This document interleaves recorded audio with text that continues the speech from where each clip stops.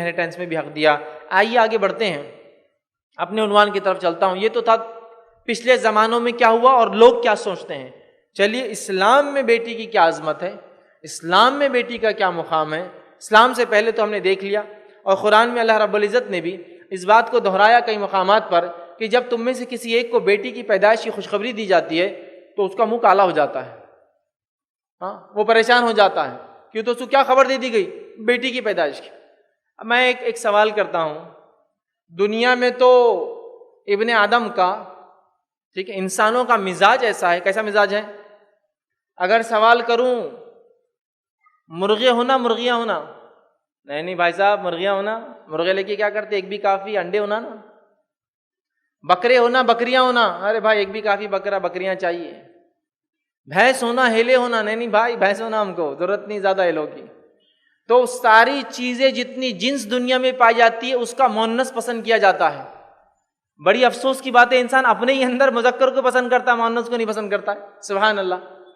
اچھا، بیٹی کی پیدائش پر اگر مرد ظلم کرتے تب تو سمجھ میں آتا کہ یار مرد چونکہ اپنی جنس والے کو پسند کریں گا اس لیے وہ ناپسند کر رہا ہے، لیکن افسوس کی بات تو یہ ہے کہ بیٹی کی پیدائش پہ سب سے زیادہ افسوس ایک عورت کو ہی ہوتا ہے، اور وہ ہوتی ہے ساس۔ ارے عورت کو عورت پر حسد، مطلب بیٹی، ہم جنس کو تو انسان پسند کرتا ہے نا، ایک جیسے جنس کو، تو یہاں بیٹی پیدا ہو رہی ہے اور سب سے برا عورت کو ہی لگ رہا ہے۔ تو عورتوں پہ میں کبھی کبھار کہتا ہوں عورتوں نے جتنا ظلم ڈھایا نا اتنا مردوں نے نہیں ڈھایا، جتنا ظلم ڈھایا عورتوں نے خود اپنے آپ پر اتنا مردوں نے نہیں ڈھایا۔ تو بہرحال یہ سمجھنے کی ضرورت ہے، اللہ رب العزت نے اس کی شریعت میں، اور نبی اکرم صلی اللہ علیہ وسلم نے جو آخری نبی تھے انسانیت کی طرف بھیجے گئے، انتم پریشت اجدود رسول تھے، میسنجر تھے، اپوسٹل تھے، انہوں نے جو حق، جو ادھیکار، جو رائٹس ایک عورت کو دے کر گئے، سبحان اللہ، اتنے زیادہ ہے کہ اللہ رب العزت نے اپنی قرآن کے اندر جو پہلی ان کی عظمت بیان کی، وہ عظمت یہ ہے کہ بیٹوں سے پہلے اللہ نے بیٹیوں کا تذکرہ کیا۔ اللہ رب العزت جب اپنی کتاب میں کوئی چیز کی ترتیب دیتا ہے، ترتیب، سیکوینس، تو جو چیز پہلے آتی ہے وہ اپنے جگہ اس کا حق ہے، اس لیے اس جگہ فٹ ہے، جو چیز بعد میں آتی ہے وہ بعد کے لیے یاد رکھی، ہے نا۔ جیسے اطیعوا اللہ و اطیعوا رسول، اللہ کی اطاعت کرو، رسول کی، تو اللہ پہلے اور رسول بعد میں، تو حکم بھی ویسی ترتیب میں آئے گا۔ عورتوں کو جو حق دیے، جو عظمت بیان کی، اس عظمت میں سے ایک مثال میں یہ دے سکتا ہوں کہ اللہ رب العزت نے اپنی کتاب میں پہلے لڑکیوں کا تذکرہ کیا اور بعد میں لڑکوں کا، پہلے بیٹیوں کیا بعد میں بیٹوں کا۔ آئیے یہ ان کی عظمت اور مقام ہے، یاد رکھیے۔ لیکن اس سے پہلے کہ میں آگے چلوں اور سلسلے وار ہم ایک کے بعد ایک نکات دیکھیں، یہ چیز کی وضاحت ضروری ہے کہ میرا یہ درس بیٹوں کے خلاف نہیں ہے، اس لیے کہ عموماً بیٹوں کو ان کے حق اور ادھیکار، رائٹس دیے جاتے ہیں، کبھی کبھار تو لڑکیوں کی بھی لے کے دے دیے جاتے ہیں، لیکن مارے جس کے جاتے ہیں، اس لیے ان کی بات رکھ رہا ہوں آپ کے سامنے۔ تو ایسا نہ ہو کہ کوئی باپ سنے، کوئی ماں سنے اور اب بیٹوں کو بول دیا بیٹے ختم تمہارا، اب صرف بیٹیوں کی چلیں گی گھر میں، نہیں، پھر یہ بھی ظلم ہو جائے گا، پھر مجھے ایک اور لیکچر لینا پڑے گا بیٹوں کی عظمت اور ان کا مقام۔ چونکہ یہ مظلوم طبقہ ہے، لڑکی پہ ظلم ہوتا ہے، اس کی پیدائش سے سماج کرتا ہے، اسلام نے نہیں کیا، اس لیے ان کے بارے میں ان کی عظمت اور مقام جاگرت کی جا رہی ہے، بیان کی جا رہی ہے، تاکہ احساس ہو کہ کیا کرنا ہے ان کے ساتھ، ٹھیک ہے۔ تو کوئی یہ نہ سمجھے کہ ہم بیٹوں کے خلاف ہے یا بیٹوں کا کوئی مقام نہیں، ان کا بھی ہے، وہ اپنی جگہ، لیکن عورتوں کو عموماً دیکھا گیا ظلم کا شکار اور نشانہ بنایا جاتا ہے، اس لیے میں بیٹی کے بارے میں آج بات کر رہا ہوں۔ اور یہی بیٹی سب کچھ بننے والی ہے، اس لیے الگ الگ ماں، بہن، بیٹی، بیوی کہنے کی ضرورت ہی نہیں، یہ بیٹی ہی بڑی ہو کے سب کچھ بنے گی، یہ کئی رشتے نبھائیں گی اپنی زندگی، یہی خالہ ہوں گی، یہی پھوپھی ہوں گی، یہی ساس بنیں گی، ننند بنے گی، سب کچھ ہوگا، بیٹی بنے گی، ماں بنے گی، بہو بنے گی، سب بنیں گی، یاد رکھیے، ٹھیک ہے۔ تو آئیے، قرآن نے پہلا جو اس کا مقام بیان کیا، ترتیب کے اعتبار سے اس کو پہلے بیان کیا۔ قرآن میں اللہ رب العزت فرماتا ہے، سورہ شورى اس کی آیت نمبر جو ہے 49 میں اللہ فرماتا ہے اور کہتا ہے، للہ ملک السماوات والارض، اللہ کے لیے آسمان اور زمین کی جو ملکیت، یخلق ما یشاء، وہ جو چاہتا ہے پیدا کرتا ہے، بناتا ہے، یہب لمن یشاء اناثا، اور جس کو چاہتا ہے لڑکیاں عطا فرماتا ہے، ویہب لمن یشاء الذکور، اور جس کو چاہتا ہے لڑکی عطا کرتا ہے۔ ویسے آیت آگے بھی چلتی ہے، اور جس کو چاہتا ہے دونوں دیتا ہے، اور جس کو چاہتا ہے کچھ بھی نہیں دیتا ہے۔ بس چاری چیزیں تو ہو سکتی ہیں انسان کے ساتھ، چاروں کا بیان ہے۔ تو یہاں کہا کہ آسمان اور زمین کی ملکیت اللہ کے لیے، جو چاہتا ہے پیدا کرتا ہے، اور جس کو چاہتا ہے، فرسٹ سیکوینس دیکھیے، لڑکیاں عطا فرماتا ہے، اور جس کو چاہتا ہے لڑکی عطا فرماتا ہے۔ تو لہٰذا اللہ رب العزت نے لڑکیوں کا بیان لڑکوں سے پہلے کیا۔ اس کے تعلق سے ابن قیم الجوزی رحمہ اللہ فرماتے ہیں اپنی تفسیر القیم کے اندر، وہ لکھتے ہیں اور فرماتے ہیں، دیکھیے کتنی پیاری بات وہ لکھتے ہیں، اور وہ فرماتے ہیں جو ہے میرے نزدیک اس کی ایک حکمت یہ ہے کہ اللہ نے جو لڑکیوں کو پہلے بیان کیا لڑکوں کو بعد میں، اس کی ایک حکمت یہ ہے، اور وہ یہ ہے کہ اللہ سبحانہ وتعالیٰ نے بیٹیوں کو مقدم کیا ہے جن کو اہل جہلیت میں مؤخر رکھا جاتا، بیٹیوں کو پہلے رکھا ہے اس لیے کہ دور جہالت میں بیٹیوں کا مقام بعد میں ہوتا تھا، تو اللہ نے ان کو پہلے رکھ کے بتایا کہ ایسا نہیں ہے، یہ بعد میں نہیں ہے، اس لیے ان کو پہلے رکھا ہے، ٹھیک ہے، مؤخر کرتے تھے۔ گویا کہ یہ بیان کرنا مقصود ہے اللہ کا کہ تمہاری طرف جو تمہاری نظر میں جو بعد میں ہے وہ ہمارے نزدیک پہلے ہے، تمہاری نظر میں لڑکیاں بعد میں ہیں، اللہ کہنا چاہ رہا نہیں ہمارے نزدیک یہ پہلے، اس لیے ان کا بیان پہلے آ رہا ہے۔ تو لہٰذا اللہ نے اس ترتیب میں لڑکیوں کا ذکر پہلے کیا ہے، جو ان کے مقام اور ان کی عظمت کو بیان کیا جا رہا ہے کہ جو عورت ہوتی ہے، جو لڑکی ہوتی ہے، جو بیٹی ہوتی ہے، چونکہ پیدا ہوتی تو بیٹی ہوتی کسی نہ کسی کی، وہ بیٹی کا بڑا مقام، بڑا مرتبہ ہے کہ رب العزت اپنی کتاب میں جب اولاد کی پیدائش کا تذکرہ کرتا ہے، اور 4 ہی قسم کے لوگ ہوتے ہیں شادیوں کے بعد جن کے ساتھ ہوتا ہے، ایک جن کو لڑکیاں ہوتی ہیں، ایک جن کو لڑکے ہوتے ہیں، ایک جن کو دونوں ہوتے ہیں، اور ایک بے اولاد رہتے ہیں، بس اتنا ہی ہے، اس کے بعد 5th کنڈیشن تو کوئی ہے نہیں، سمجھ رہا؟ تو لہٰذا 4 کنڈیشن بیان کی، تو فرسٹ پریفرنس دیکھیے لڑکیوں کو دیا، تو ہمیں لڑکی کا مقام سمجھنے کی بہت زیادہ جو ہے ضرورت ہے، یاد رکھیے۔ اسی طرح ہم دیکھتے ہیں جو دوسرا ان کا مقام اور مرتبہ قرآن نے بتایا وہ یہ ہے کہ بیٹی کی پیدائش پر کافروں کی صفت بیان کی کہ وہ افسردہ ہو جاتے ہیں۔ مشرکین مکہ کی ایک صفت قرآن نے بیان کی کہ جب بیٹی پیدا ہوتی تو افسردہ ہو جاتے ہیں، مایوس ہو جاتے ہیں، غمزدہ ہو جاتے ہیں، مچل جاتے ہیں، بچل جاتے ہیں، بھدک جاتے ہیں، روتے پلاتے ہیں، منہ کالا ہو جاتا ہے، ڈوب مرنے کو دل چاہتا ہے ان کا۔ میں امید کرتا ہوں ایسا ہم میں سے کسی کا دل نہیں چاہتا ہوں گا۔ یہ ان کا ہوتا تھا، یہ ان کا ہوتا تھا جن کو سمجھ نہیں تھی بیٹا اور بیٹی کیا ہے، وہ فرق کرتے تھے۔ اسلام نے دونوں کو مقام دیا، برابر مرتبہ دیا، برابر حقوق دیے، برابر رائٹس دیے، برابر پسندیں دی، یاد رکھی کوئی تمیز نہیں کو بولے یہاں الگ ہے وہاں الگ ہے، سب کو جو چاہیے وہ دیا۔ لیکن آپ کو بولے کہ نہیں بالکل ایک جیسا تو نہیں کیا نا، ارے بھائی اسلام کی خصوصیت یہ ہے جس کو جتنی چیز کی ضرورت ہے اتنا دیتا ہے۔ 100 واٹ کا بلب ہے تو 100 کا کرنٹ دینا، 60 کو 60 کا دینا چاہیے، اننیسری زیادہ کرنا بھی مسئلہ ہوتا ہے، لیکن اوور آل اللہ کے نزدیک دونوں برابر ہے، اوور آل اللہ کے نزدیک دونوں برابر ہے۔ ہاں کسی فیلڈ میں کوئی آگے، کسی فیلڈ میں کوئی آگے، یہ تو ہوتا ہے، لیکن اوور آل اللہ کے نزدیک دونوں برابر ہے۔ لیکن کچھ لوگوں کا مزاج کیسا ہوتا ہے معلوم؟ نہیں برابر بولے تو بالکل ایک جیسا۔ اب چلو ویسا مان بھی لے، چلو بالکل ایک جیسا ہے۔ اب رات میں گھر میں چور آ گیا تو شوہر بیوی کو اٹھا کے بولیں گا بیوی تم اور میں برابر ہے نا، ہاں چلو اب تم جا کے چور کو بھگاؤ، میں دونوں کو برابر مانتا ہوں۔ آپ کیا بولیں گے؟ آپ بیگم ذرا پیچھے رہو میں دیکھ کر آتا ہوں، یہ فیلڈ میری ہے، اس کی اپنی ایک فیلڈ ہے، سمجھ رہے آپ؟ لیکن اوور آل دونوں کا مقام اللہ کے نزدیک برابر، اس بات کو جان لیں۔ لیکن مشرکین مکہ چونکہ فرق کرتے، اس کو بری چیز سمجھتے، تو ان کی ایک صفت کیا تھی ان کافروں کی، انکار کرنے والے لوگوں کی، کہ وہ بڑے مایوس ہو جاتے، رنجیدہ اور غمزدہ ہو جاتے، اور اللہ رب العزت نے اس کیفیت کا تذکرہ قرآن میں کیا ہے۔ میں امید کرتا ہوں کسی مسلمان کی یہ کیفیت نہیں ہوتی ہوں گی بیٹی پیدا ہونے پر، ٹھیک ہے؟ کیا کیفیت ہے سنیے۔ اللہ فرماتا سورہ نحل سورہ نمبر 16 آیت نمبر 58 and 59 58 اور 59 میں فرماتا اور کہتا ہے وَإِذَا بُشِّرَ أَحَدُهُمْ بِالْأُنثَىٰ ظَلَّ وَجْهُهُ، اللہ فرماتا ہے جب ان میں سے کسی ایک کو بشارت اور خوشخبری دی جاتی لڑکی کی، تو لڑکی کی پیدائش منحوس بری نہیں ہے، قرآن کہہ رہا ہے خوشخبری، بشارت ہے یہ تو جب ان میں سے کسی ایک کو خوشخبری دی جاتی ہے بیٹی کی پیدائش کی، تو اللہ فرماتا اور کہتا ہے کہ خوشخبری دی جائے تو اس کا چہرہ سیاہ پڑ جاتا ہے، اس کا چہرہ کالا ہو جاتا ہے۔ کالا کیوں ہوتا ہے آپ کو معلوم ہے نا؟ ایک دم آپ کو غم بھری خبر دی تو کیسا ہوتا ہے؟ ایک دم جھٹکے سے، غصہ ہے تو کیسا لال ہو جاتے ہیں نا، تو غم میں کالے ہو جاتے ہیں۔ تو یہ لوگ جب ان کو بیٹی کی پیدائش کی خوشخبری دی جاتی ہے چہرہ کالا پڑ جاتا ہے، اداس ہو جاتا ہے۔ پھر اللہ نے فرمایا تو اس کا چہرہ سیاہ ہو جاتا ہے اور وہ غم سے بھرا ہوا ہوتا ہے۔ اب غم سے وہ قزیم، بہت غم بھر جاتا ہے بیچارے کو، غمگین ہو اٹھتا ہے یہ، چونکہ وہ اس کو بوجھ سمجھتا ہے، کیونکہ وہ اس کو کمزور سمجھتا ہے، کیوں تو اس کو پسند اور ناپسند کو وہ بالکل وہ نہیں دیتا ہے، کیوں تو اس کی پیدائش کو بیکار سمجھتا ہے، کمزور جنس سمجھتا ہے، ایک جس کو کہیں گے ویک سیکشن سمجھتا ہے، لہٰذا وہ بولتا بیکار کی چیزیں مجھے کیا چاہیے تھی، تو اس کا چہرہ کالا ہو جاتا ہے، وہ غم زدہ ہو جاتا ہے۔ پھر آگے اللہ نے فرمایا، ٹھیک ہے، اسے دی گئی بشارت کی وجہ سے لوگوں سے چھپتا پھرتا ہے، جب اسے خوشخبری دیتے بیٹی ہوئی تو لوگوں سے منہ چھپاتا پھرتا ہے نا۔ آپ سمجھو کسی کو بیٹا ہو گیا بولے تو کیسا جاتا، ارے بیٹا ہو گیا اپنے کو واٹس ایپ بیٹا، ٹھیک ہے فلاں بیٹا، اب بیٹی ہو گئی تو پوچھ بھی رہا کیا ہوا تو بھی جواب نہیں دے رہا ہو، تو منہ چھپاتا، اس زمانے میں اب یہ نہیں تھا تو منہ چھپاتا پھر رہا تھا، تو اللہ فرما رہا ہے وہ منہ چھپاتا پھرتا ہے، آیا ذلت کے باوجود اس کو رکھ لے یا مٹی کے نیچے ٹھوس دے، اور دل میں سوچتا ہے کہ ذلت تو بڑی ہوئی بیٹی کی پیدائش سے، کیا کروں، رکھوں یا دفنا دوں، رکھوں یا گاڑ دو اس کو، اس زمانے میں یہ ہوتا تھا، یہ سوچ رہا ہے وہ۔ پھر اللہ فرماتا ہے آگاہ رہو کہ ان کا فیصلہ بڑا برا ہے، سن لو یہ جو بیٹیوں کے بارے میں سوچتے تھے ان کو زندہ مار دیتے تھے، بہت برا کام کرتے تھے۔ اب آج تو ماڈرن ٹیکنالوجی ہے تو پہلے ہی نکال دے رہے، ابارٹ کر دے رہے، لیکن وہ پیدا ہونے کی بات کرتے تھے۔ تو یہ کافروں کی صفت ہے بیٹیوں کی پیدائش میں منہ کالا ہونا، مومنوں کی صفت نہیں، یاد رکھیے، وہ تو خوشخبری سن کے خوش ہوتے ہیں، بشارت ہے۔ اچھا، لڑکی کی پیدائش پہ یہ لفظ نہیں ہے قرآن میں کہیں بھی کہ کسی کو بشارت دی جاتی ہے خوشخبری۔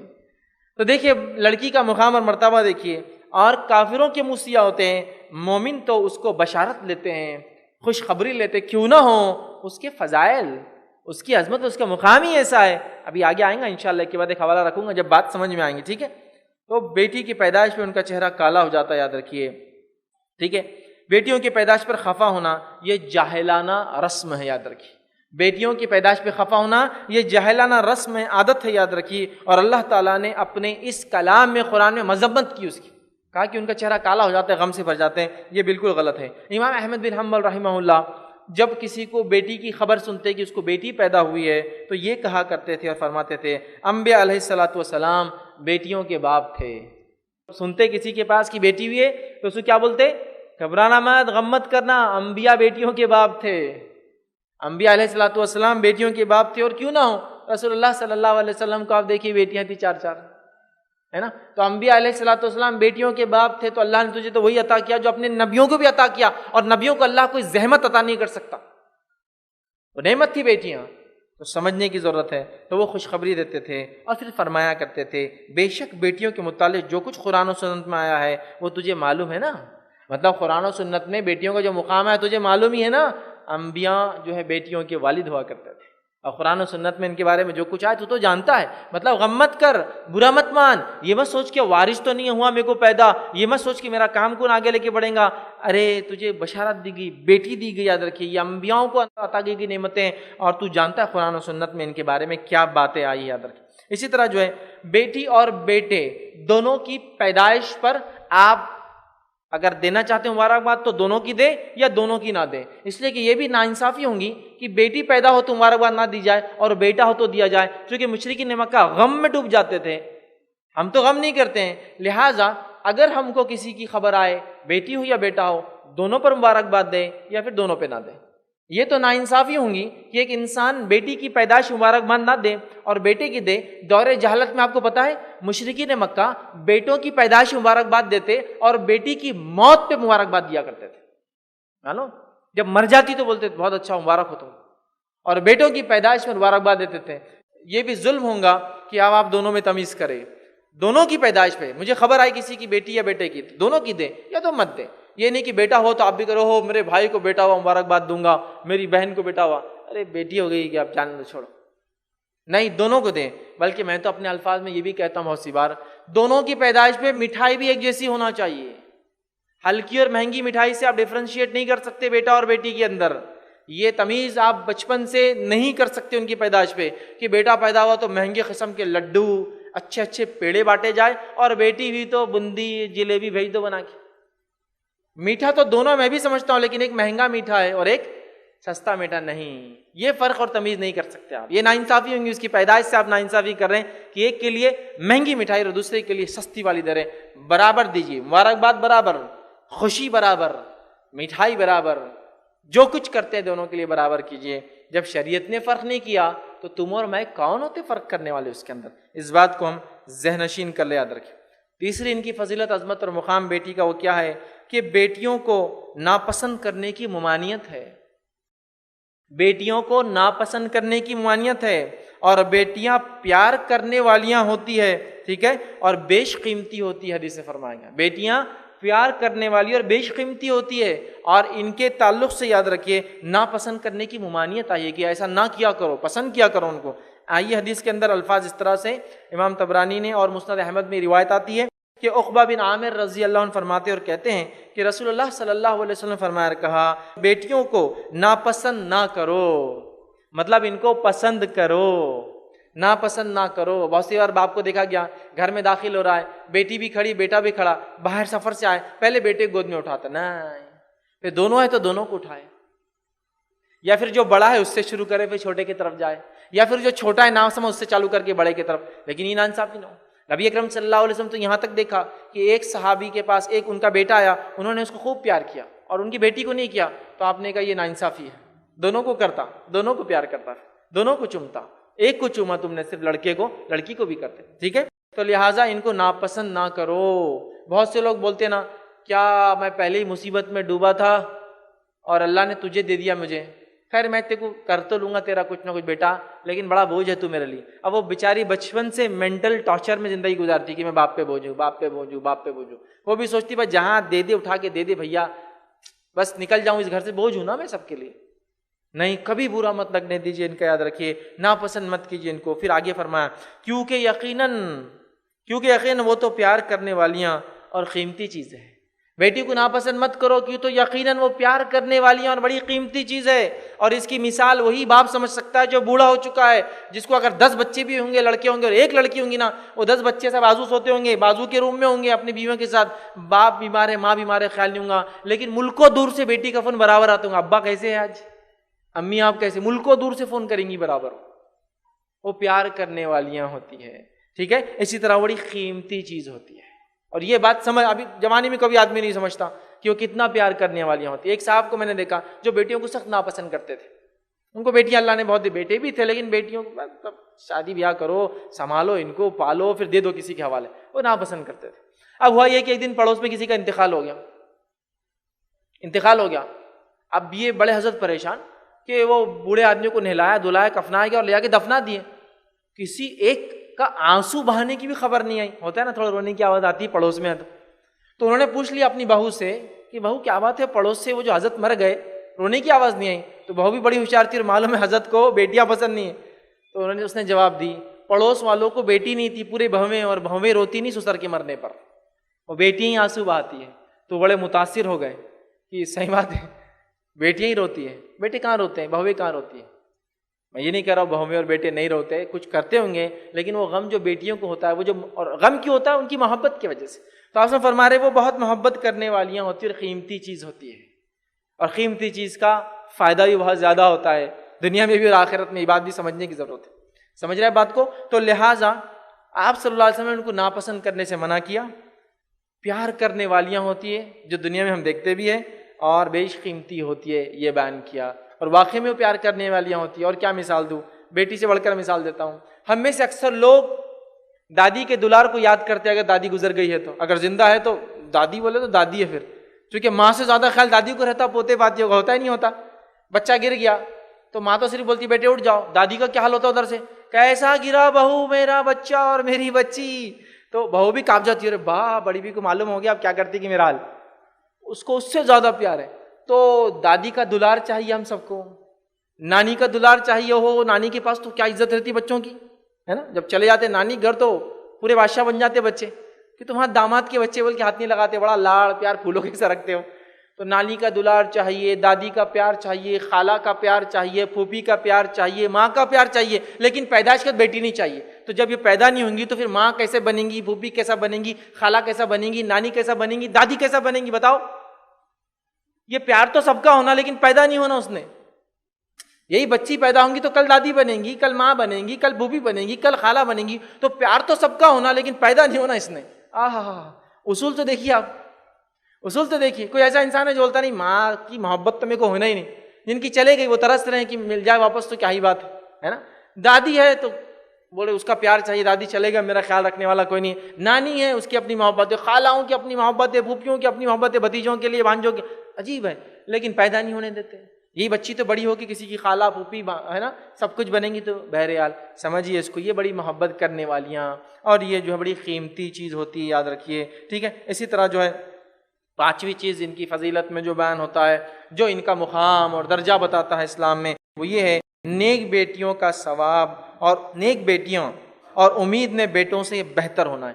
نیک بیٹیاں ثواب اور امید میں بیٹوں سے بہتر ہیں، نیک بیٹیاں ثواب اور امید میں بیٹوں سے بہتر ہے۔ کیسا؟ آئیے سورہ کہف سورہ نمبر 18 آیت نمبر 46 میں اللہ نے فرمایا رکھا، المال والبنون زینۃ الحیات الدنیا والباقیات الصالحات خیر عند ربک ثوابا وخیر عملا۔ اللہ فرماتا ہے، کہتا ہے مال اور بیٹے دنیا کی زندگی کی زینت ہے، پھر فرمایا اور باقیات الصالحات، باقیات صالحات جو ہے آپ کے رب کے یہاں ثواب اور امید میں زیادہ خیر، زیادہ اچھا اور زیادہ بہتر ہے۔ اب یہ باقیات الصالحات کیا ہے، اس معاملے میں مفسرین نے اختلاف کیا ہے، اس کی کئی تفسیریں ہیں، لیکن ان تفسیروں میں ایک تفسیر کیا ہے وہ میں آپ کے سامنے رکھتا ہوں۔ وہ ایک تفسیر یہ ہے جو باقیات الصالحات کے تعلق سے آتی ہے، اور یہ تفسیر جس نے کی ہے وہ امام عبید بن عمیر رحمۃ اللہ علیہ، جو تابعین میں بہت اونچا مقام رکھتے، کبار تابعین میں سے ہے، اور کچھ علماء لکھتے ہیں یہ تابعین کے اماموں سے ایک امام ہیں، مطلب تابعین کے زمانے میں جو بڑے بڑے علماء تھے ان میں سے یہ ایک ہیں۔ وہ اس آیت کی تفسیر کرتے ہیں اور کہتے ہیں، اور ساتھ ساتھ امام قرطبی نے اپنی تفسیر میں بھی اس باقیات الصالحات کی تفسیر یہی کی ہے جو میں آپ کے سامنے رکھ رہا ہوں۔ وہ فرماتے ہیں کیسے، اس آیت کریمہ میں باقیات الصالحات کو ثواب اور امید کے اعتبار سے مال اور بیٹوں سے زیادہ اچھا بتایا گیا ہے۔ اب یہ باقیات الصالحات سے کیا مراد ہے، تو وہ لکھتے اور کہتے ہیں یہاں ان کے مطابق جو ہے امام عبید بن عمیر رحمۃ اللہ کے مطابق ان سے مراد نیک بیٹیاں ہیں، اور امام قرطبی بھی لکھتے ہیں اس سے مراد نیک بیٹیاں ہیں۔ تو نیک بیٹیاں بیٹوں سے اور مال سے زیادہ خیر ہے، نیک بیٹیاں مال اور بیٹوں سے زیادہ خیر ہے۔ تو یہ بھی آیت فضیلت بیان کر رہی ہے بیٹیوں کی۔ آگے بڑھتے ہیں، چھٹا مقام اور فضیلت جو ان کا ہے وہ یہ ہے بیٹیوں کا محسن باپ، ایسا باپ جو بیٹیوں پر احسان کرے۔ عموماً مائیں تو سب پہ ہی کرتی ہے، بیٹیوں پہ کرتی ہے، بیٹوں پہ کرتی ہے، لیکن عموماً مرد کیا ہوتا ہے، کبھی کبھار ناراض ہوتا ہے بیٹیوں کی پیدائش سے، نفرت کرنے لگتا ہے۔ تو ویسے باپ کے لیے اور سب کے لیے جن کو بیٹیاں ہیں، یہ حدیث بڑی خاص ہے، بیٹیوں کا محسن باپ جو ان پر احسان کرتا ہے کے لیے دوزخ کے مقابلے میں رکاوٹ بن جائیں گی یہ بیٹیاں۔ ایسے باپ کے لیے جو بیٹیوں پہ احسان کرتا ہے دوزخ پہ آڑ بن جائیں گی یہ بیٹیاں، آڑ بن جائیں گی۔ کیسے؟ آئیے سنیے، عقبہ بن عامر رضی اللہ عنہ فرماتے اور کہتے اور فرماتے ہیں کہ رسول اللہ صلی اللہ علیہ وسلم فرمایا کہا، جس شخص کی 3 بیٹیاں ہوں اور وہ ان پر صبر کرے، انہیں اپنی استطاعت کے مطابق کھلائے اور پلائے، پہنائے، تو وہ اس کے لیے روز قیامت جہنم کی آنکھ سے پردہ بن جائیں گی۔ جس شخص کو 3 بیٹیاں ہوں اور وہ پالے، کھلائے، پلائے، ان کے ساتھ اچھا سلوک کرے، یہ تینوں بیٹیاں روز قیامت پردہ بن جائیں گی جہنم کی آنکھ سے۔ سبحان اللہ، 3 بیٹیوں کو پالو، سنبھالو، اچھا سلوک کرو، جہنم سے آڑ بنا لو، مطلب جہنم اور انسان کے بیچ، اس باپ کے بیچ یہ بیٹیاں پردہ بن جائیں گی۔ کتنا بڑا مقام ہے! آئیے 3 بیٹیوں کی جو پرورش کر لے، یاد رکھیے اس کے تعلق سے یہ مقام ہے۔ ماں عائشہ رضی اللہ عنہا فرماتی ہے، ایک روایت میں الفاظ اس طرح سے، یہ صحیح مسلم اور صحیح بخاری کی روایت ہے، نبی اکرم صلی اللہ علیہ وسلم سے انہوں نے سوال کیا، ایک خاتون میرے پاس آئی تھی اور اس کی 2 بیٹیاں تھیں، ایک کھجور صرف میرے پاس تھا، میں نے اس عورت کو کھانے دیا، اللہ کے رسول، اس عورت نے اس کھجور کو نہیں کھایا، 2 ٹکڑے کیا اور دونوں بیٹیوں کو دے دیا۔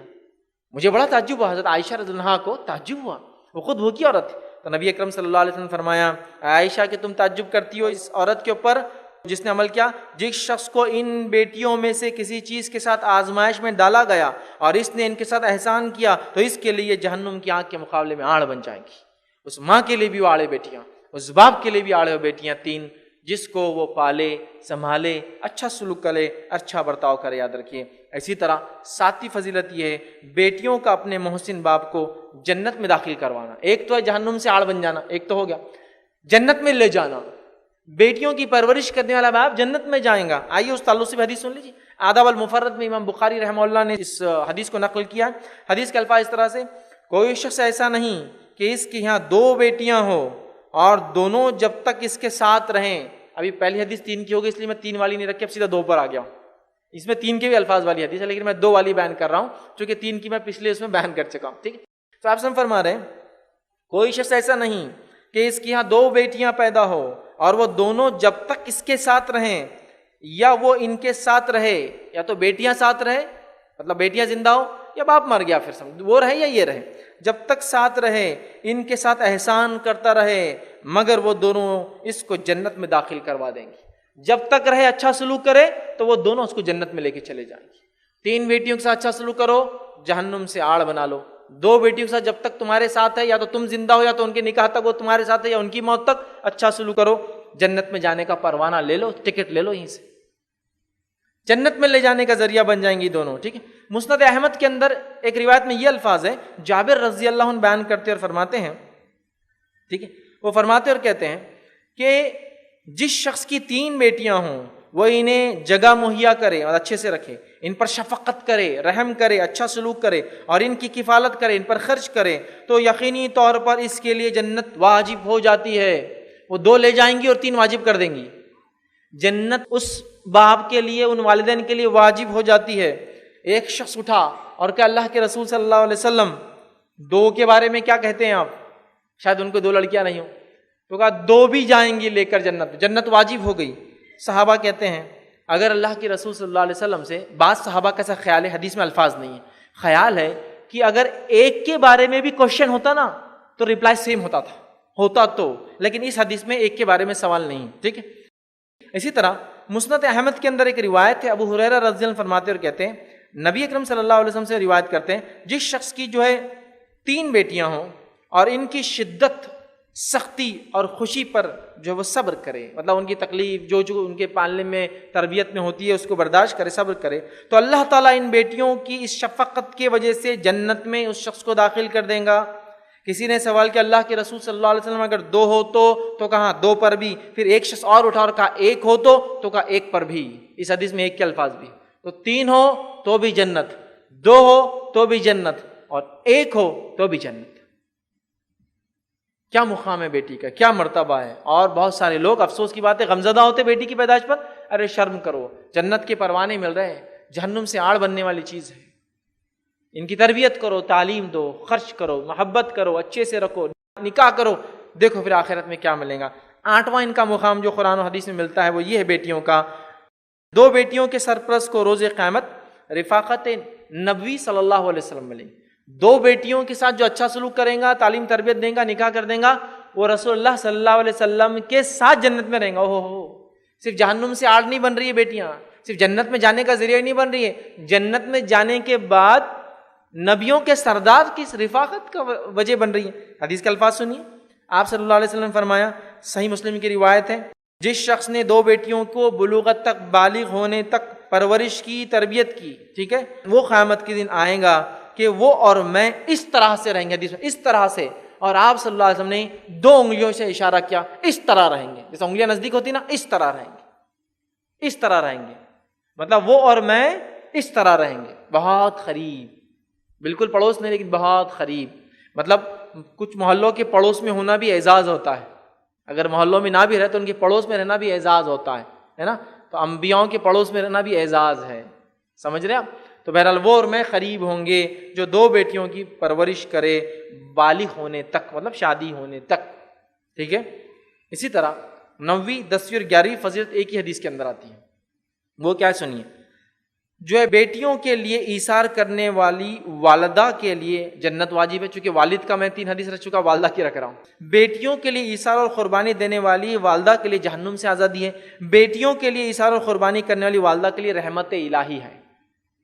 جنت واجب ہو جائیں گی، جہنم سے بچ جائیں گی، رحمت الہی نازل ہوں گی اس پر، ایسی ماں پر جو بیٹیوں کی تربیت کرے. آئیے حدیث کس طرح سے. صحیح مسلم کی روایت ہے، ماں عائشہ رضی اللہ عنہا فرماتی ہے، ایک واقعہ انہوں نے اللہ کے رسول صلی اللہ علیہ وسلم کو بیان کیا. وہ بیان کرتی ہے، میرے پاس ایک عورت آئی تھی اللہ کے رسول صلی اللہ علیہ وسلم، وہ 2 بیٹیوں کو ساتھ لائی تھی. اس کے بعد میرے پاس کچھ نہیں تھا، 3 کھجور تھے، میں نے 3 کھجور ان کے سامنے رکھ دیے. اس عورت نے ایک بیٹی کو 1 کھجور دیا، دوسری بیٹی کو 1 کھجور دیا. ٹھیک ہے. دونوں نے 1 کھجور کھولا اور فوراً کھا گئی، بھوکی تھی تینوں بھی. اس کے بعد جب ماں نے کھجور کو اپنے کھانے کی کوشش کی، دونوں بیٹیاں دیکھنے لگی. ماں نے کھجور کو توڑا، ایک بیٹی کو 1 دے دیا، دوسری بیٹی کو دوسرا دے دیا. ماں عائشہ کو بڑا تعجب ہوا، کیسی عجیب قربانی ہے نا. ان کو تھوڑا امیوز لگا, ایک دم مطلب تھوڑا تعجب ہوا, کیسی قربانی دی اس عورت نے. تو آپ صلی اللہ علیہ وسلم جب آئے تو انہوں نے بیان کیا کہ اللہ کے رسول, میں نے تو آج عجیب واقعہ دیکھا. ایک بھوکی عورت آئی, مانگا, میں نے 3 کھجور دیے, 2 بیٹیوں نے کھایا اور ایک اس نے دونوں کو بانٹ دیا. تو نبی اکرم صلی اللہ علیہ وسلم کو جب یہ بات بتائی گئی تو آپ صلی اللہ علیہ وسلم نے فرمایا اور کہا, یقیناً اللہ تعالیٰ نے اس کے لیے اس عمل کی وجہ سے, یقیناً اللہ تعالیٰ نے اس عورت کے لیے اس عمل کی وجہ سے جنت کو واجب کر دیا ہے. اس عمل کے سبب سے دوزخ کی آنکھ سے اس کو آزاد کر دیا ہے. اس عمل کی وجہ سے جہنم اس پر جو ہے حرام کر دی ہے اور جنت اس پر واجب کر دی ہے. اور ایک دوسری روایت میں آداب المفرد میں اسی حدیث میں اضافی الفاظ آتے ہیں, اور وہ اضافی الفاظ آداب المفرد میں کیا ہے, وہ الفاظ یہ, اپنی 2 بچیوں پر اس کی شفقت کرنے کی بنیاد پر اللہ تعالیٰ اس پر رحم فرمائیں گا. تو 3 باتیں پتہ چلی. ایک ماں کے لیے جو بچیوں کے ساتھ اچھا سلوک کرتی ہے, تو بہت ساری مائیں بچیوں میں ناانصافیاں کرتی, میں نے دیکھا. لڑکا ہے تو محبوب رکھتی ہے, محبت زیادہ کرتی ہے لڑکیوں سے, نہیں, دونوں سے برابر, دونوں سے برابر. ٹھیک ہے. تو بہرحال وہ بچیاں جہنم سے نجات کا ذریعہ, وہ بچیاں جنت میں جانے کا ذریعہ, وہ بچیاں رحمت الہی کا ذریعہ ہے, یاد رکھیے. تو لہٰذا باپ کے لیے بھی خوشخبری ہے, ماں کے لیے بھی خوشخبری. آئیے 12واں پوائنٹ, 12ویں فضیلت جو لڑکیوں کی ہم کو ملتی ہے وہ یہ ہے, بیٹی کی رضامندی کے بغیر نکاح نہیں ہوتا. کتنے رائٹس دیے اسلام نے, دیکھیے. اب ایک تو پیدائش کی خوشخبری, پالو تو فائدہ, دنیا میں فائدہ, آخرت میں فائدہ, اور ان کے رائٹس بھی دیکھیے کیسے دیے ہیں. بیٹی کا یہ مقام اور مرتبہ ہے, اس کے پوچھے بغیر نکاح نہیں ہوتا ہے. میں نے کہا نا, اسلام سے پہلے لڑکی کی پسند ناپسند کی کوئی اہمیت نہیں تھی, جس کھوٹے سے چاہو اس کو باندھ دو. اسلام نے کہا نہیں, اس کی پسند معنی رکھتی ہے. اگر یہ نکاح میں پسند کرتی ہے لڑکے کو تو ٹھیک, ریجیکٹ کر دے تو ریجیکٹ, نو کوشچنس آسکڈ. سمجھا سکتے ہیں آپ, زبردستی نہیں کر سکتے. منا سکتے ہیں آپ, زبردستی نہیں کر سکتے. سمجھاؤ بجھاؤ, لیکن زبردستی شادی نہیں کر سکتے. ایسی شادی اسلام میں انویلڈ ہے, انویلڈ, ایسا نکاح نہیں ہوتا. آئیے آپ کو حدیث میں رکھتا ہوں, صحیح بخاری کی روایت ہے, ٹھیک ہے, کہ بیٹی کی رضامندی کے بغیر نکاح نہیں ہوتا. ان کو یہ مقام اور مرتبہ, یہ حق اسلام نے دیا. ابو ہریرہ رضی اللہ عنہ فرماتے ہیں کہ ایک خاتون تھی اور ان کا نکاح جو ہے ان کے والد نے کر دیا تھا, اور وہ جو ہے مطلقہ تھی یا بیوہ تھی. ان کا نکاح ان کے والد نے کر دیا, لیکن بغیر اجازت کے کر دیا, بغیر ان سے پوچھے کر دیا. تو نبی اکرم صلی اللہ علیہ وسلم نے فرمایا, بیوہ کا نکاح اس کے حکم کے لیے بغیر نہ کیا جائے, اور دوشیزہ کا نکاح اس کی اجازت کے بغیر نہ کیا جائے. بیوہ کا جو ہے نکاح اس کی اجازت کے بغیر نہ کیا جائے, اور دوشیزہ مطلب جو کنواری لڑکی ہے اس کا نکاح بھی بغیر اس سے پوچھے نہ کیا جائے. صحابہ نے پوچھا, اللہ کے رسول, وہ بیوہ سے تو ٹھیک ہے پوچھے, چونکہ وہ اتنی جھجک محسوس نہیں کریں گی, بول دیں گی ہاں نا, لیکن ایک دوشیزہ سے, کنواری سے کیسا پوچھے؟ کنواری لڑکیاں شرماتی ہیں. تو آپ صلی اللہ علیہ وسلم نے فرمایا, کنواری لڑکی کی خاموشی اس کی ہاں ہے, کنواری لڑکی کی خاموشی اس کی ہاں ہے, لیکن بیوہ کو بولنا پڑے گا ہاں یا نہ, اس کی خاموشی نہیں چلیں گی. لیکن کنواری لڑکی کو ہاں بولنے کی ضرورت نہیں ہے, لیکن نہ بولنا پڑے گا اس کو. اگر وہ خاموش رہے تو اس کا معنی ہوتا ہے ہاں, لیکن نہ ہے تو وہ کہے نہیں مجھے پسند نہیں. ٹھیک ہے, تو حدیث میں بات بیان کی. ٹھیک ہے, امام بخاری نے اس روایت کو اس باب میں نقل کیا, ایک چیپٹر بنا اپنی کتاب میں, اور کہا کہ باپ یا کوئی اور ولی دوشیزہ یا بیوہ کا نکاح اس کی رضامندی کے بغیر نہ کرے. چیپٹر انہوں نے لکھا کہ کوئی بیوہ ہو یا کنواری ہو, اس کا نکاح اس کی اجازت کے بغیر نہیں ہوتا. ٹھیک ہے. اسی طرح جو ہے امام بخاری نے ماں عائشہ رضی اللہ عنہا سے ایک حدیث روایت کی, اس میں آپ نے فرمایا رکھا, دوشیزہ سے اس کے نکاح کے لیے اجازت طلب کی جائے, کنواری لڑکی سے اجازت طلب کی جائے. تو ماں عائشہ نے عرض کیا اور فرمایا, دوشیزہ شرماتی ہے, کنواری لڑکی کو بولنے میں شرم آتی ہے کہ ہاں مجھے شادی کرنا ہے یا مجھے پسند ہے. تو آپ صلی اللہ علیہ وسلم نے فرمایا, اس کا سکوت, اس کی خاموشی اس کی ہاں ہے. تو ایک کنواری لڑکی کو نہ بولنا پڑے گا, خاموش رہنا چاہیے. بہت سی بار لڑکیاں خاموش رہتی, پھر بولتی ہم سے پوچھے نہیں, بھائی آپ کو جب معلوم ہو رہا رشتہ چل رہا ہے, کر رہا ہے, آپ کو نہ بولنے کا پورا حق ہے, آپ نے نہ بول دینا چاہیے اگر آپ کو وہ لڑکا پسند نہیں ہے. تو یہ بات یاد رکھ لیجئے. ٹھیک ہے, یہ بات بڑی اہم ہے, یاد رکھیے. تو ایک خاتون کے پوچھے بغیر نکاح نہیں ہو سکتا, یہ اس کا حق ہے, اور یہ اس کا جو ہے مرتبہ اور مقام اسلام نے دیا کہ اس کے پوچھے بغیر نکاح نہیں ہوتا, اس کی خاموشی وہ ہے. اب یہاں ایک بات جو سمجھنے کی ہے, بڑی اہم ہے, وہ یہ ہے کہ ہمارے پاس ایک مسئلہ یہ ہوتا ہے کہ نکاح طے ہو گیا, نکاح طے ہو گیا, مسجد میں مجمع جمع ہو گیا, مطلب شادی کا دن آ گیا جو طے تھا, قاضی صاحب بیٹھے ہوئے ہیں, جناب دولہے صاحب تیار ہو کر آ گئے, وہ بھی انتظار کر رہے ہیں, اور اب جا کے کوئی پوچھ کے آ رہا ہے قبول ہے کیا، اب وہ نہ بول سکتی؟ اتنا پیسہ داؤ پہ لگ گیا، اب نہ بولیں گی؟ وہ خاندان جمع ہو گیا، قبیلہ کنبہ جمع کر لیے، پورا شہر جمع ہے اور اب نہ بولیں گی؟ تو ذرا یہاں ولی کے لیے ضروری ہے، اگر یہ صرف کاغذی کاروائی کے لیے تو پھر تو ٹھیک، لیکن اجازت آپ طے کر کے 2 لوگوں کو بٹھا کے بولیں گے ابھی پوچھ کے آتا لڑکی سے آیا نا، اب وہ نہ بولیں گی کیا؟ یہ پہلے پوچھنا ہے۔ ہاں کاغذی کاروائی ہے تو چلنے دیجیے آپ، اس سے مسئلہ نہیں ہے، لیکن اگر ریئل میں آپ جب بھی پوچھتے ہیں تو یہ بہت بھیانک اور بھینکر غلطی کر رہے ہیں آپ۔ جب کیا وہ نہ بولیں گی پھر پسند کہاں ہے بیچاری کی؟ ٹھیک ہے، یہ بات کو ذرا توجہ دے، پوچھنا پہلے ہے۔ ہاں کاغذی کاروائی قاضی صاحب بول رہے ہیں میرے سامنے بھی تو ہو تو ٹھیک ہے وہ ہو رہا ہے، لیکن ہرگز ایسا نہ ہو کہ اب ریئل میں جب بھی پوچھ رہے بیچاری سے، یہ بالکل اس کا حق مارنا میں آ جائیں گے، یاد رکھیے۔ دوسرا پوائنٹ جو اس میں اہم ہے وہ یہ ہے، جو کنواری لڑکی ہے اس کے لیے دوسرا پوائنٹ جو اہم ہے وہ یہ ہے، وہ خاموخواہ کے خاموشی اختیار مت کرو بھائی۔ خاموشی اختیار کریں گے تو اس کا مطلب ہوتا ہے شریعت میں، ہاں امام قرطبی بھی لکھتے ہیں ہمارے دور میں ہم کیا کرتے تھے کہ لڑکی کے پاس جب پوچھنے جاتے تھے تو اس کو یہ پوچھتے تھے اگر تم اس پر راضی ہو تو چپ رہو اور راضی نہیں ہے تو پھر بولو۔ قاضی کا کام ہے، وہ کہتے تھے ہمارے زمانے میں، وہ جا کر بولتا تھا لڑکی کو اگر تم راضی ہو تو چپ رہو، اگر راضی نہ ہو تو بولو مجھے، تاکہ ایک یاد دہانی ہوتی، ریمائنڈر کی بات تمہارے پوچھے بغیر نہیں ہوتا۔ لیکن ایسا تو ہرگز نہیں ہونا کہ سب کچھ کر دیا اور بعد میں آپ اس سے پوچھ رہے، یہ تو بالکل جو ہے غلط ہو جائے گا۔ 12واں پوائنٹ ہو گیا، اس کے پسند سے اس کا نکاح ہو سکتا ہے، اس کا حق ہے۔ بیٹی کے مرضی کے خلاف اگر نکاح ہوا تو بیٹی چاہے تو توڑ سکتی ہے اس نکاح کو، یہ حق بھی اسلام نے دیا۔ دیکھیے کیا ہیومن رائٹس ہے، کیا انسانی حقوق ہے۔ اور ایک عورت کو اس زمانے میں جہاں پیر کی جوتی عورتوں کو سمجھا جاتا، بیچنے کی چیز سمجھا جاتا، استعمال کی چیز سمجھا جاتا، اسلام کہہ رہا ہے اس سے پوچھے بغیر کیا اس کو توڑنے کا بھی حق دے دیا، توڑنے کا بھی حق دے دیا۔ آئیے، بیوہ کی جات کے خلاف نکاح ہو تو وہ توڑ سکتی ہے۔ اس کے تعلق سے ایک روایت ہے جو خنسا بنت جو خدام رضی اللہ عنہ کا انصاریہ رضی اللہ عنہ کا ایک واقعہ ہے۔ اب یہاں ایک چیز کی وضاحت ضروری ہے، بہت سے لوگ بولتے ہیں ارے ایسی حدیثیں اگر آپ رکھ دیں گے لوگوں کے سامنے تو عورتیں تو بس دھڑا دھڑ طلاقیں لے لیں گی اور بولیں گی ہم کو تو حق ہے توڑنے کا۔ تو میں یہی تو کہہ رہا ہوں پہلے سمجھا دو ان کا حق کیا ہے، نہیں سمجھاتے ہوتے پرابلم شروع ہوتا ہے۔ پھر فرسٹ ان کا رائٹ دے دو، پھر وہ ان کو اپنا رائٹ اگر لے لیں گی تو پھر وہ کیوں طلاق لیں گی؟ پھر پہلے حق مت دو، بعد میں معلوم ہوگا بولا رہے اب تو طلاق لے لیں گی، تو پہلے حق کیوں نہیں دیا آپ نے، دبا کے کیوں رکھا؟ پہلے بتاؤ اس کو، اس کی پسند ناپسند۔ تو وہ کہتی ہے کہ ان کے والد نے ان کی اجازت کے بغیر نکاح کر دیا تھا۔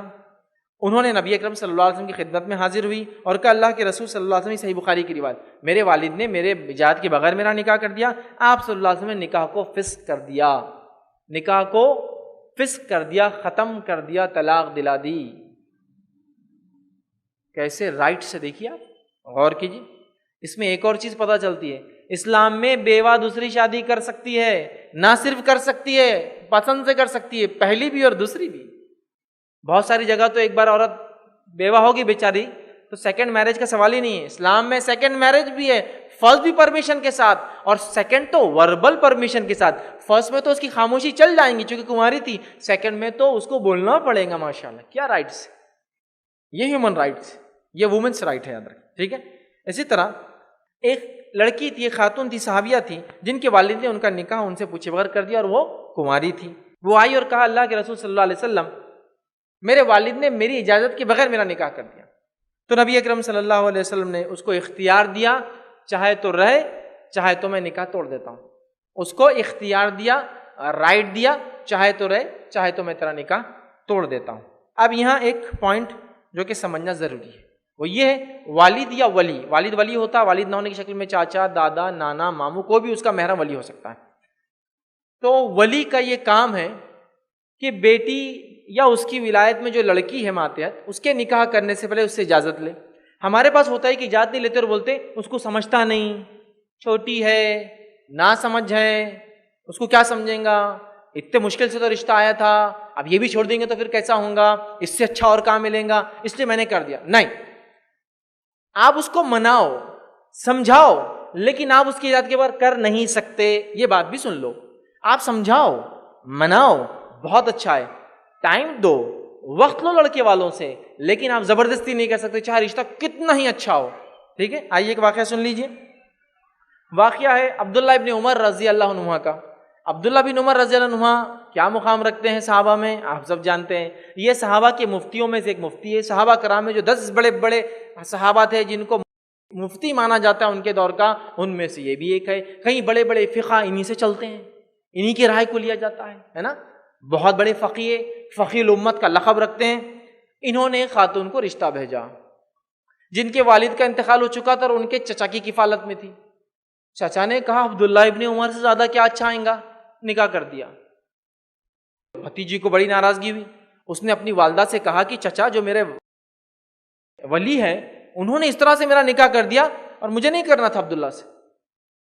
تو ان کی والدہ نے جو ہے یہ بات نبی اکرم صلی اللہ علیہ وسلم کو بتائی، یاد رکھیے، اور ان کا نکاح توڑ دیا گیا۔ اب بتائیے عبداللہ بن عمر رضی اللہ عنہ سے بھی زیادہ اچھا رشتہ آ سکتا ہے کیا؟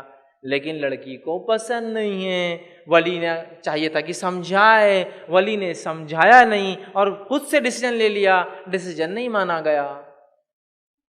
تو میں کیا کہہ رہا ہوں، میں جانتا ہوں لڑکیوں کو سمجھ نہیں ہے، ماحول میں کیا چل رہا وہ نہیں سمجھتی ہے، لیکن آپ زبردستی مت کیجیے، سمجھائیے، منائیے، بجھائیے، ایکسپلین کیجیے، وہ سب کر سکتے آپ، بٹ زبردستی نہیں، یہ غلط ہوں، ٹھیک ہے۔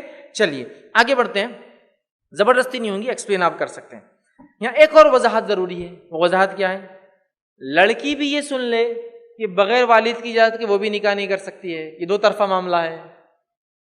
لڑکی کی اجازت کے بغیر بھی نکاح ہوتا اور ولی کے بھی نہیں ہوتا، یہ بات بھی یاد رکھ لیں۔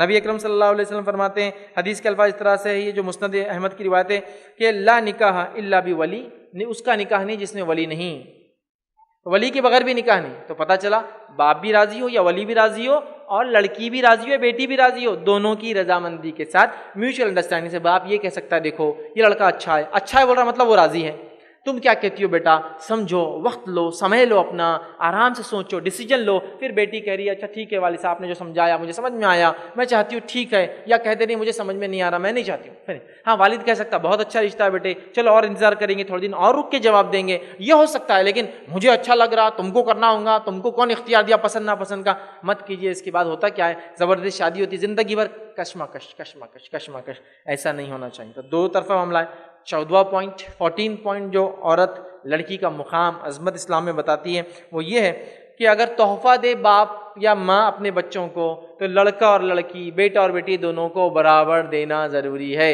اپنے لال کو آپ جتنا پیار کر کے تحفہ دیتے ہیں تو اپنی جو ہے بیٹی کو بھی اتنا ہی پیار کر کے اس کو بھی برابر تحفہ دینا ہوگا۔ واقعہ اس طرح سے آتا ہے کہ نعمان بن بشیر رضی اللہ عنہ کی جو ہے والدہ کو ایک بات پتہ چلی کہ نعمان کے والد بشیر رضی اللہ عنہ نے نعمان کو ایک غلام تحفے میں دیا۔ اب ان کی والدہ کافی ہوشیار خاتون تھی، انہوں نے فوراً کہا کہ اللہ کے رسول صلی اللہ علیہ وسلم کو اس پر گواہ بنا دو، وٹنس بنا دو، مطلب یہ صحیح ہو رہا ہے نہیں ہو رہا ہے۔ اللہ کے رسول صلی اللہ علیہ وسلم کے بعد بشیر رضی اللہ عنہ کہ اللہ کے رسول میں اپنے بیٹے نعمان کو تحفے میں غلام دے رہا ہوں۔ تو آپ صلی اللہ علیہ وسلم نے فرمایا کیا تجھے ایک ہی لڑکا ہے یا ایک ہی اولاد ہے؟ تو کہا نہیں اور بھی ہے۔ کہا کیا تو سب کو دے رہا ہے؟ تو کہا نہیں۔ تو کہا پھر میں اس معاملے پہ گواہ نہیں بن سکتا، اور ایک روایت نے فرمایا میں ظلم کے معاملے میں گواہ نہیں بنتا۔ تو پتہ چلا ایک سے زیادہ اگر اولاد ہے، لڑکا ہو یا لڑکی ہو، تحفہ سب کو برابر دینا ہے۔ اگر آپ گفٹ دیتے ہیں تو گفٹ دونوں کو برابر ہوگا، نا انصافی نہیں کر سکتے، چاہے وہ چھوٹا سا چاکلیٹ ہی کیوں نہیں لا کے دیتے ہو، دونوں کو آپ دیجیے، دونوں کو دیجیے، ٹھیک ہے، یا سب کو دیجیے جتنے بچے، یہ ضروری ہے۔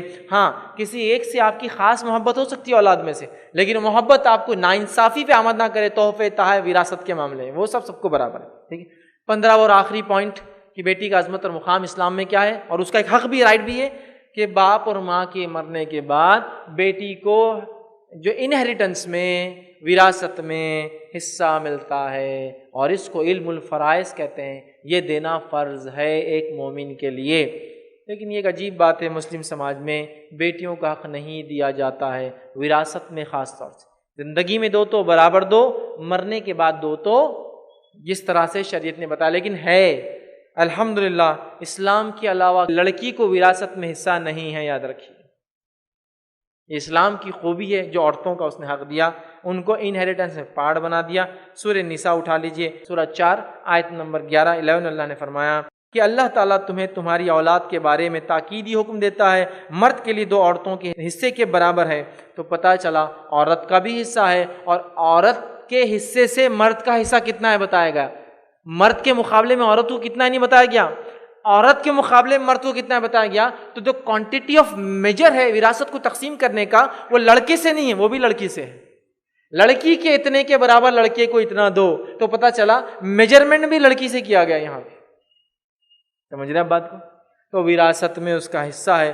اندازہ لگائی سبحان اللہ کتنی عظمت, کتنا مقام شریعت نے دیا ہے. لیکن کتنی افسوس کی بات ہے, بیٹی جیسی نعمت کو ہم زحمت سمجھتے ہیں, بیٹی کو ہم بوجھ سمجھتے ہیں, بیٹی کو ہم پرایا دھن سمجھتے ہیں, اور پتہ نہیں اس کے خلاف کیا کیا مہم ہم نے چلا دی. تو بیٹی اللہ سبحانہ تعالیٰ کی طرف سے دی گئی نعمت ہے, اس کو زحمت مت سمجھیے, اس کو برا مت سمجھیے, وہ تو اللہ کی طرف سے عطا کیا گیا ایک ایسا تحفہ ہے. ہم لوگوں کو یاد رکھیے جس کے کئی فضائل میں نے آپ کے سامنے میرا لیکچر کے اندر رکھ دی. اسی طرح جو ہے السلام علیکم. آپ بھی ہمارے اس کام میں تعاون کریں اپنی زکوٰۃ اور صدقات کے ذریعے. ڈونیشن ڈیٹیل حاصل کرنے کے لیے ڈونیٹ اس پر کلک کریں. اگر آپ کو ہمارا ویڈیو پسند آئے تو اسے شیئر کریں اور ثواب کے حقدار بنیں. روزانہ ہمارے نئے ویڈیوز پانے کے لیے یوٹیوب چینل کو سبسکرائب کریں اور بیل آئیکن دبائیں. ہم سے دیگر سوشل میڈیا پر جڑنے کے لیے ویڈیو میں دیے گئے آئی ڈیز کو سرچ کریں. جزاک اللہ.